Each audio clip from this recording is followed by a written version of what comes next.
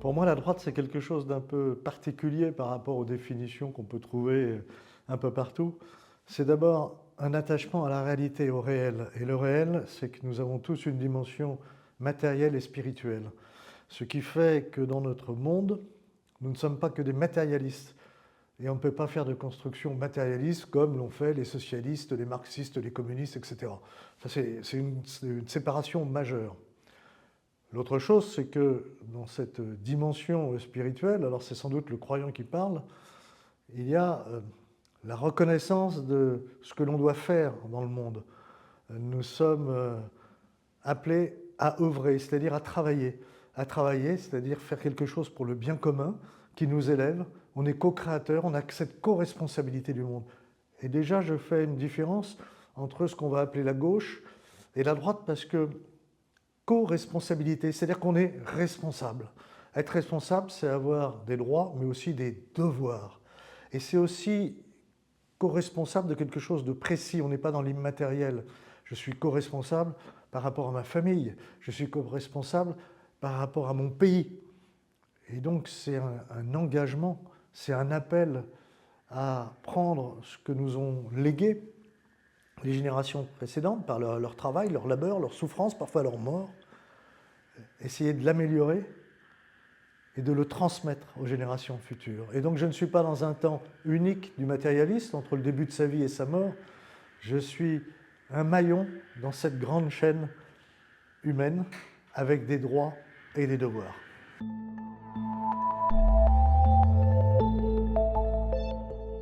Je ne suis pas sûr que la droite ait oublié la question sociale, mais une partie de ceux qui représentent officiellement la droite ignore ou oublie cette question sociale. Dans les engagements, alors dans notre histoire, on voit que l'histoire sociale de notre pays, la droite est très présente.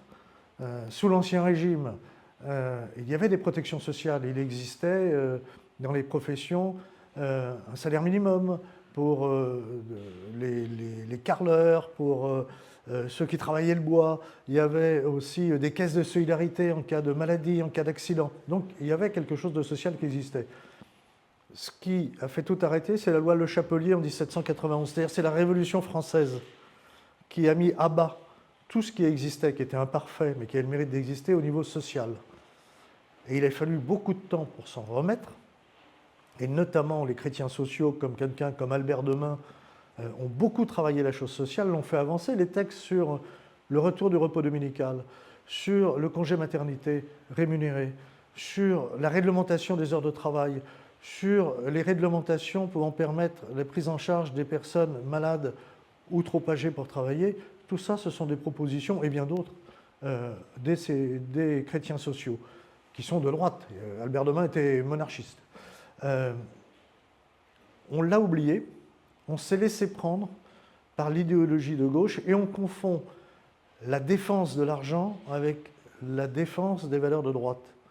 La droite a toujours reconnu l'intérêt de la propriété privée, a toujours défendu la propriété privée, mais en disant que plus j'ai de biens, plus j'ai de richesses, plus j'ai de droits, et donc plus j'ai de devoirs.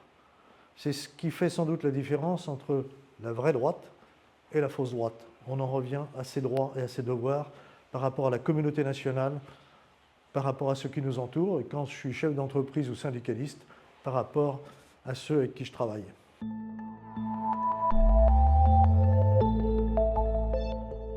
Le premier principe, arrêtez de mentir et regardez la réalité, la vérité en face. Je vais prendre un exemple. On parle beaucoup des retraites, à juste titre. Le premier sujet, d'ailleurs peu abordé, étant celui de la natalité. Donc, voir la réalité. Mais souvent, et même quasiment à 100%, on nous parle que de l'âge de départ légal à la retraite. Eh bien ça s'appelle mentir.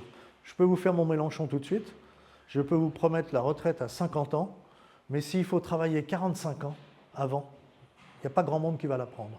Et donc la vérité, par exemple sur ce sujet comme sur les autres, c'est de poser les choses. La retraite, il faut parler de l'âge de départ, de la durée de cotisation, des montants des cotisations que je dois verser, et à la sortie, de ce que je toucherai à ma retraite.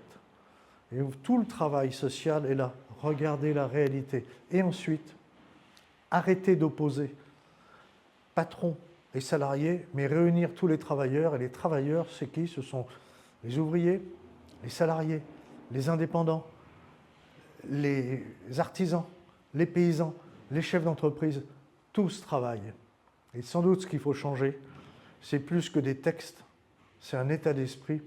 Nous devons nous réunir, travailler ensemble, cette communauté de travail, cette communauté nationale, pour avancer ensemble, malgré nos différences, avec nos différences, pour construire un meilleur pays.